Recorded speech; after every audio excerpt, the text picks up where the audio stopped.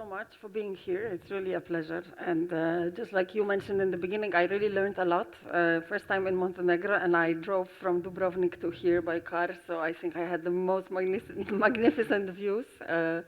Really beautiful, so really happy to be here. We as Impact Europe, we are actually a network of capital providers, Europe-based capital providers, but also investing globally in Africa, Latin America, because of the, kind of post-colonial heritage that some of our European countries have. So we like to give back. And in Western Balkans, we've been actually here working on access to finance for impact entrepreneurs or impact-driven businesses, because this is really what we are trying to do. So how do you combine profit and impact together? And this is actually a topic that I've been missing a little bit in the conversations, because I understand this is an investment conference, but we cannot talk about social cohesion, economic development without the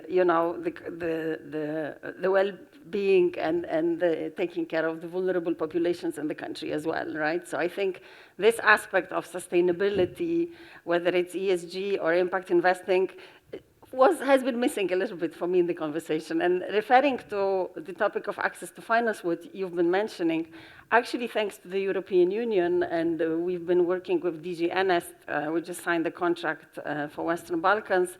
We are working actually on access to finance to impact entrepreneurs, and we are using EU funding or the public money as a catalytic capital to mobilize additional funding. And this is where this grant notion comes into play, because I think we need to look at the grants also as an investment instrument. We are used to, in our region, I'm Polish, so we are used to in Central Eastern Europe to using grants for projects, you deploy activities and then it ends. And I think what we are trying to promote, and I've been working on it for the last 15 years, is how do you actually use the grant making as a tool to attract additional capital and to provide financing to the small companies, small businesses. Sometimes, those are the SMEs that really drive economies in the majority of the countries, but they are too small to go to the banks, right? The 100 millions are not for them. Even 1 million is too much for them. We talk about 50,000 euro, we talk about 70,000 euro that those companies need.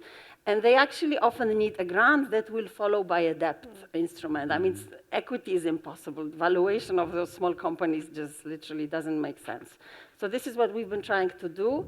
An important element of the equation, so that when our funding from EU ends, there is something sustainable, is the investor engagement and building the awareness in the investor community in the region. So just to give you an example, last week there was a big impact conference in Budapest organized by one of our member organizations, and we brought 50 people from Western Balkans, from all the 6 countries.